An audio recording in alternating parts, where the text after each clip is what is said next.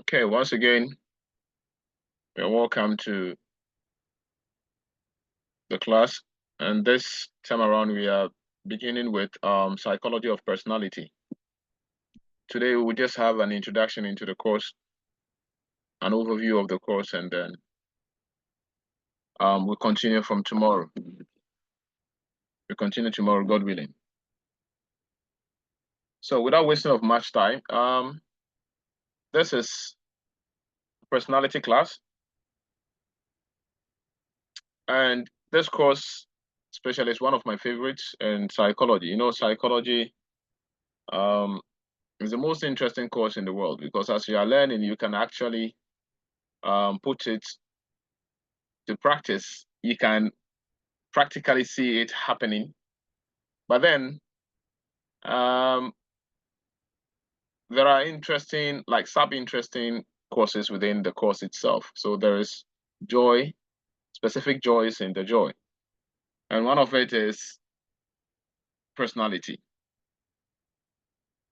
In this course, we get to know a whole lot about the people we are living in ourselves. As we all know, psychology helps us to understand ourselves and the people around us. But this time around, it's not just like you trying to understand someone as a layperson, but rather applying the science of behavior. That's the science, that's psychology. We are trying to understand personalities using psychology. Someone will ask, what is the relevance? What is the relevance? What is the relevance of knowing personalities? Now, assuming you are at a workplace or you yourself, you are establishing a business, someone comes to you, someone applies, and during the interview, you can't tell whether this person is a goal getter, whether this person is self-motivated. The person has just written it on the paper. That is, you know, when you are writing our CVs, says self-motivated, what. You can't tell whether this person, if you are putting the person, let's say, at the managerial level, you can't tell whether this person can really cooperate with people, can work with people. If you are putting him on a negotiating board, you can't really tell if this person has those personalities. Now, imagine the people, just look at the people in the police force, the people in the military, the people at the presidency, at the political level. Look, you have some MP whom you can tell clearly that this person doesn't want people around him or her. You understand? Now, bring it down to the micro level. That's your home. Your homes. Just imagine you need to get a partner, or you have a partner, you have a wife or a husband.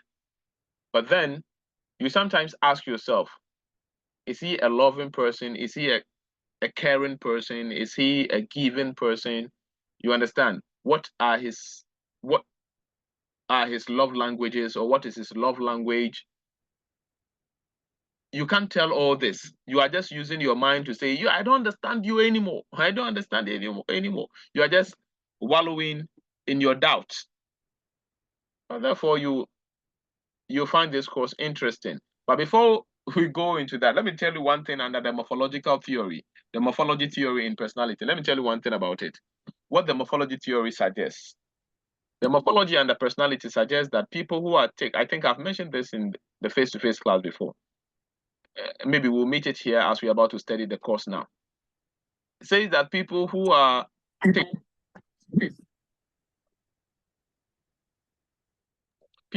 thick, I mean, those we call plus size, in our local way we say obolo. There are people who are very caring, but careless about themselves. They are caring to others, but careless about themselves.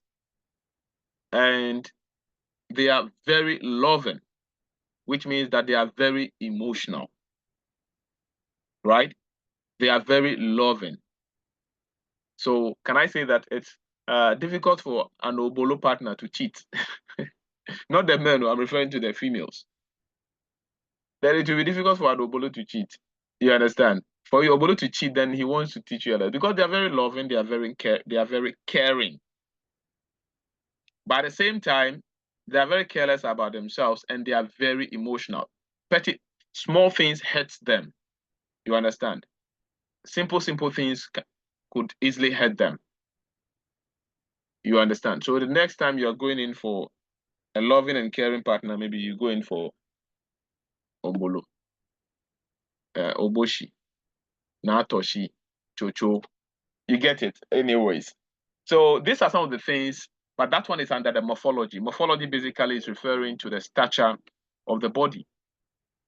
Right? So these are some of the things we're going to go through for us to be able to tell. Sometimes someone is coming from afar and you'll be able to tell the personality of the person by just maybe looking at one or two things about the person, but then you not conclude, but you know for sure that 99% you have 99% confident or 90% confident that this person will exhibit so and so behavior by just looking at, like, using the morphology theory. So now let's delve into this. Today, again, we will not waste much time. We are going to learn not to memorize, but also not to just memorize, but to actually know what we are learning practically. So let's start to ask ourselves what personality is. So as simply put, personality is the unique set of traits and characteristics that make up a person. So simply put, they are it is the unique set of traits, okay, and characteristics, okay, that is features, okay, that make up a person, that makes you you. That's what makes you, Jeff, different from me, Siddik. That's what makes Khadija different from Bridget. Do we get it? So that is personality. Now, this thing, let me continue. It includes how a person thinks. So this includes both the cognitive makeup, okay?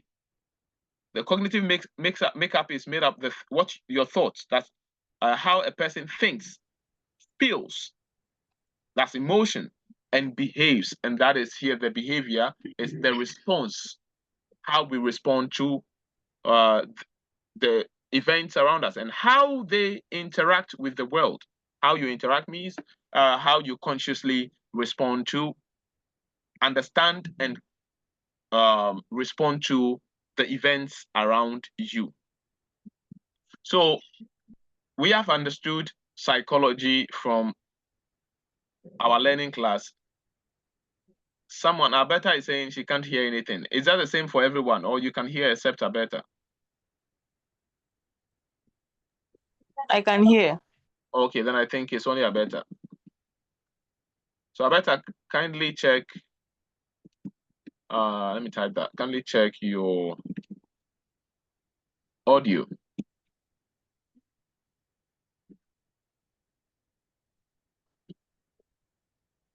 Okay, so we understand from the learning we did yesterday and a day before yesterday, that's Monday and Tuesday, and we have understood even way back from the scratch that psychology, when we say psychology, we are talking about both the covert and the overt behavior.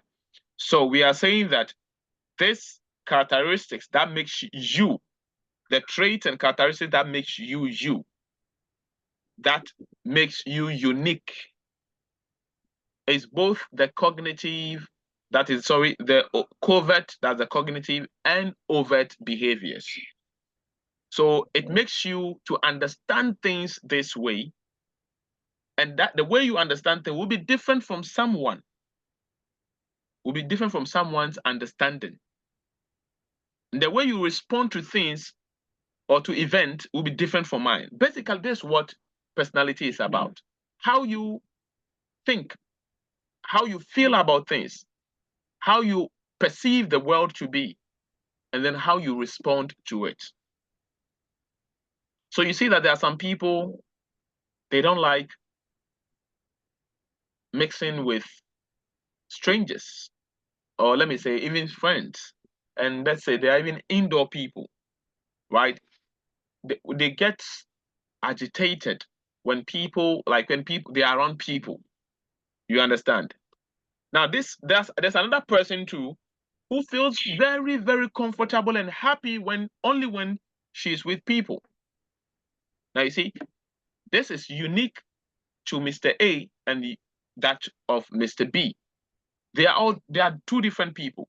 There are some people too, they can balance. When they are with people, they know how to interact with them, how to respond to that event. And there are those that when they're alone, they know how to go about themselves and they feel very comfortable being alone.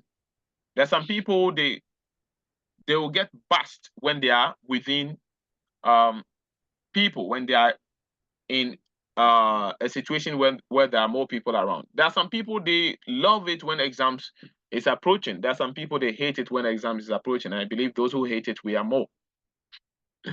Right? But then this makes us unique.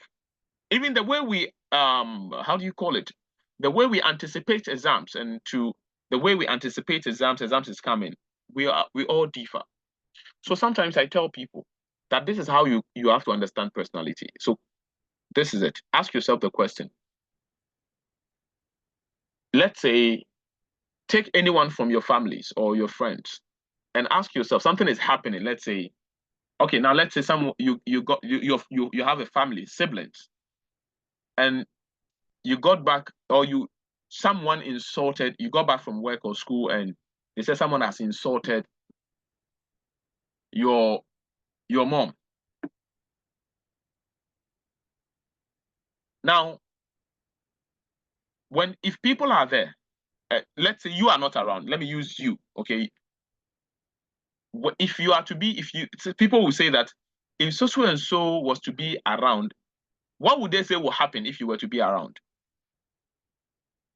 That thing that will happen if you were to be around, meaning the behavior you will exhibit, if you were to be around, that is your personality. If people can predict what you can do in certain situations, then that is your personality.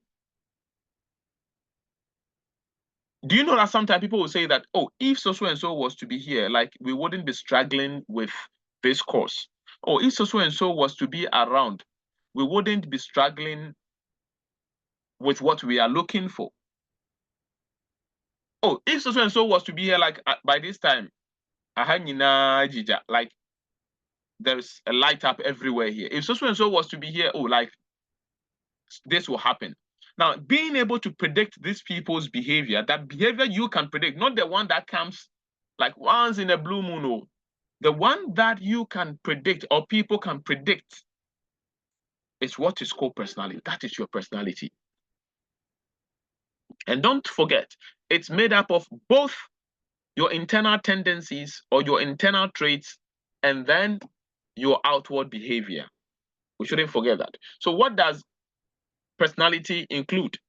From our definition, number 1, traits. Number 2, behavior. And number 3,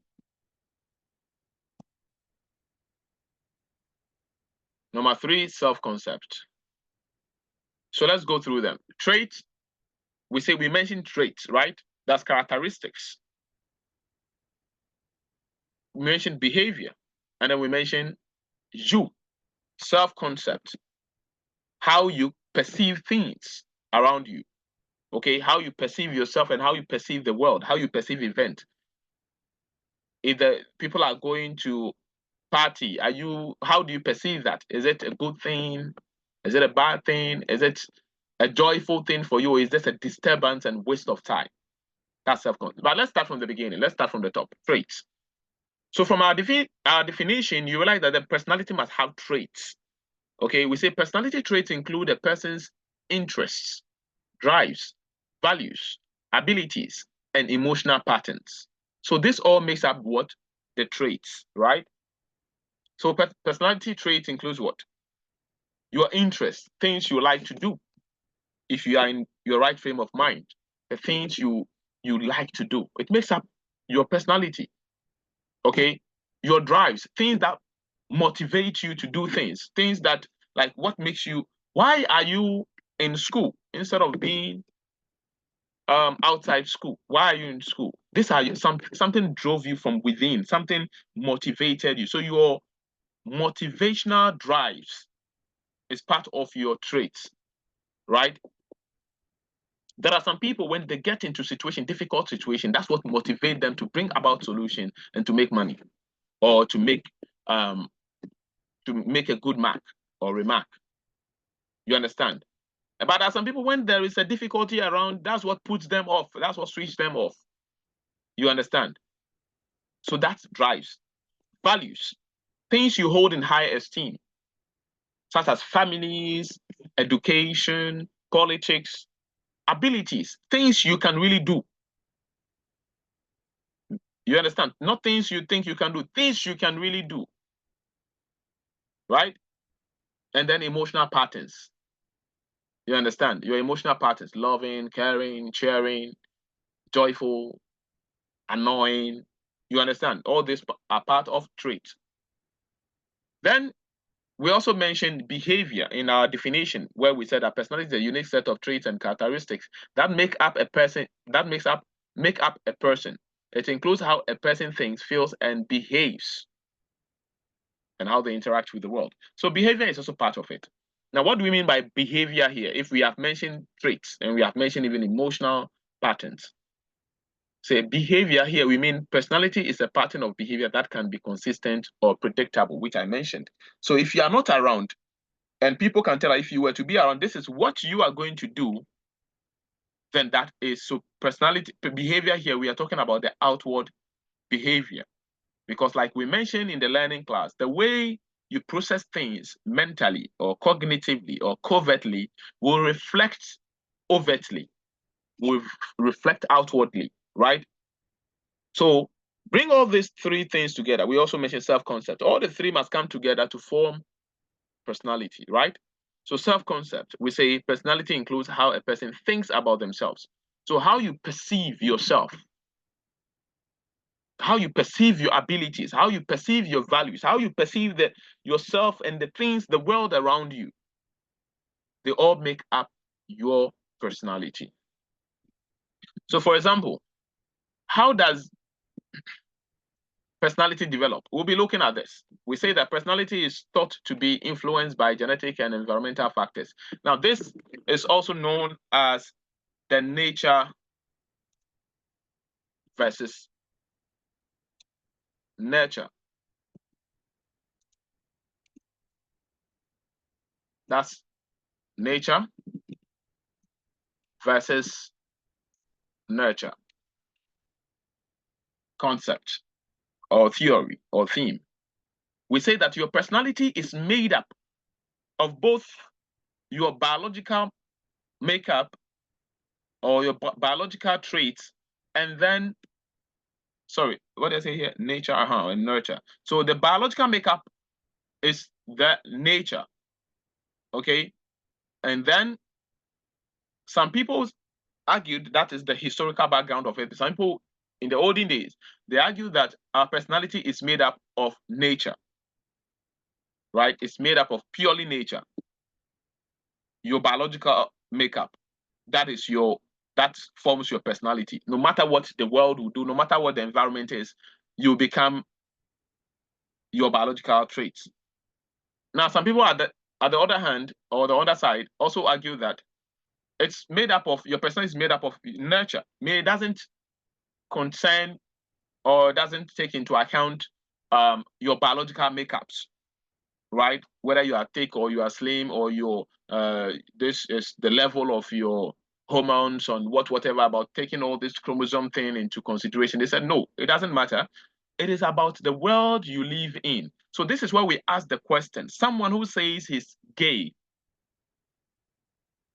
can we say that this personality of the person is nature or it is nurture? Now, those who argue that it is nature argue that there is an excess chromosome of X chromosome. For example, if a man he says he's a woman, and that's how he perceives himself to be, self-concept, right? They say that is nature. He is born like that. There is an excess X chromosome in that man, and that makes him a woman. That's why he perceives himself to be a woman, because of an excess, that is aberration of how do you call it, chromosomes, right? Abnormality of chromosomes. So that is his. That's why he feels in his annals that something must pass there. I don't know how. But this is how the argument will be. And those who argue that it is nurture, which is I'm part of those who argue that it is nurture, but then I believe in also both that it is nurture, which it's a different discussion, but I'll chip in that discussion here. That is, I argue that it is nurture. What do I mean by nurture? That is the environmental factors that affected the person's cognition, the person's thinking. So, for example, I listened to one lady's interview who says, one guy, sorry, see how they can confuse us, who has now become a lady. He's now a transgender. And he was asked, how do you become a gay or a transgender? And he said that when he was growing up, he didn't know about all these things, and then he was just growing up as a young guy, a young boy, and he doesn't like find women attractive. Neither does he find men attractive. He's just living his normal life and doesn't think about sexual attractions.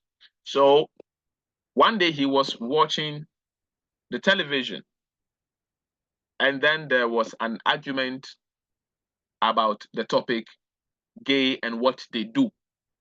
And then he said, okay, from there he then realized that, okay, then I'm gay because I think I like guys more. So something must pass through my anus. You can imagine. So what actually influenced his mind? We say that is nurture. That is the environment. He heard something, he saw something, he was told something, and then he grasped it, he believed in it, and then he's living it. You understand? So for him to develop that personality of being a gay or a transgender, that is, how do you call it? A nature influence. That's environmental influence on the person's cognition, and that is what transformed him to be what he is today. But then I also believe that there is a bit of nature in there, and that is, indeed, some people are born with some aberrative, abnormal biological traits, right? So like a man having an excess X chromosome. A man is supposed to be made up of X and Y chromosome. True? True. But then there is an X, additional X, which makes him more feminine, a bit feminine. Now, being a bit feminine doesn't mean that something should pass through your anus. That is the thing. Like something should enter your anus. That is the thing. That is our argument. That it is the, how do you call it? The environment that made you think that way. So you feeling or having some feminine traits doesn't actually make you a woman. That's our argument. It is the environment that made you believe so. So that is the nature versus nurture argument. However, it has been concluded that it is both together that makes one develop a certain personality, right? So what makes you think you can be a psychologist? Is it naturally that you are someone who is empathic? You are someone, is it empathetic? Someone who can put yourself in some people's shoe and you can understand people. This is nature. Then, if naturally you think you are that, but then we can also argue that there was an environmental factors. You saw some people who are psychologists, or you heard about psychology, and you heard the interesting things about psychology and how you can use science to. So that one also got to influence that thought or that natural thing and that natural trait in you. So it's both nature and nurture coming together to form one's personality. I would say personality develops and evolves. That's one thing we should also know. It evolves throughout a person's lifespan, right? Throughout your life, personalities would develop. You develop through the nature, interaction with nurture, that's the environment. Personality develops. And that's one characteristic we should know about personality. Now, how do psychologists study personality? That's our next question. Like I told you yesterday, that we learn by answering the questions we set for ourselves, right? So how do we study personality? And that will bring us to the close of today's discussion, like we said, and then make sure you grasp what we have studied. I've actually started uploading the lessons on the YouTube page, so we may start having them. Those who have subscribed, the moment I load it, I believe you will receive it. Okay, but then today we'll finish early so that if you have questions you can ask before we go off. So how do psychologists study personality? How do we, the scientists, or the scientists in the making, or those who are studying this science, how do we study personality? So psychologists assess personality by looking at consistency, behaviors, relationships, and psychological and physiological aspects. What do we mean by this? So psychologists will actually study a consistent pattern, right? They will also look at the behavioral aspect. Behavioral aspect, they normally look at the nature, how the interaction of your environment, the interaction of the environment can affect one's personality. How does that affect one's personality? Look at relationships, how the person relates, that social aspect of it, how the person relates, how a person relates with others. And then we also take into account the psychological and physiological aspects. Here, we are going to take into account the cognitive aspect, that's the mental studies that we do, and then match it with the physiological aspect, that's the natural aspect, that's the biological aspect. So we are going to take into account, we are going to study both, take into account the biology and then the cognitive aspect of it, put them together, and also going to bring into account, I mentioned biology, so you can think of the morphology, you can think of the neurochemicals, you can think about the neurons, you can think about the water in the body, you can think about the phlegms in the body, anything that concerns the body, we are going to take into account. And then we are going to look at how the environment also plays a role in this.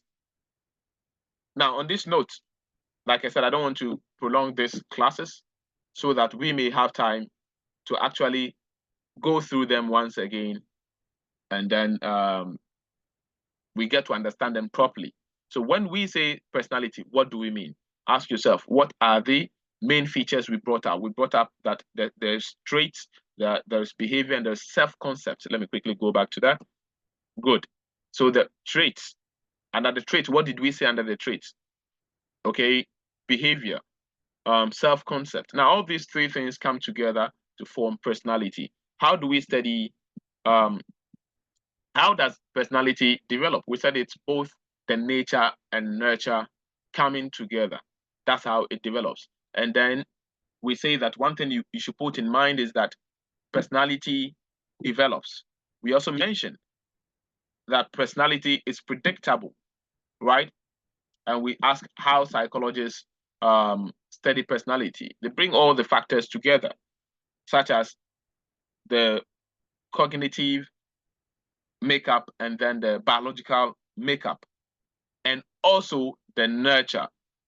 Okay, the nurture meaning the environment around us, how they affect our biological trait. Yes, the environment around us affect our biological makeup, and they affect our psychological, I mean our cognitive makeup. On this note, you are free to ask any question. If in the absence of any question, then we'll call it a day. And then the next meeting, which is tomorrow, we are going to start with the Freudian's theory of personality. We're going to use the Freudian's theory. So we are going to use all the theories to study personality, right? You know the Freudian's theory. The main point in Freudian's theory, or the basic point, is consciousness.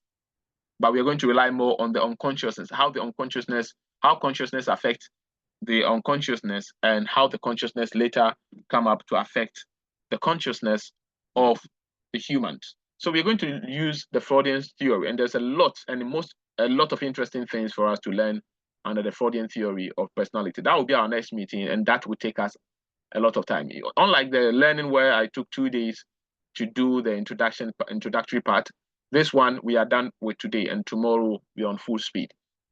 Any question? You can unmute yourself and ask.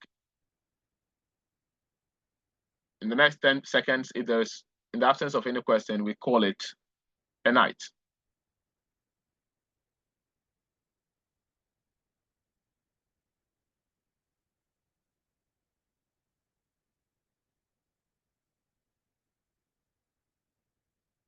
Okay, so do have a good night.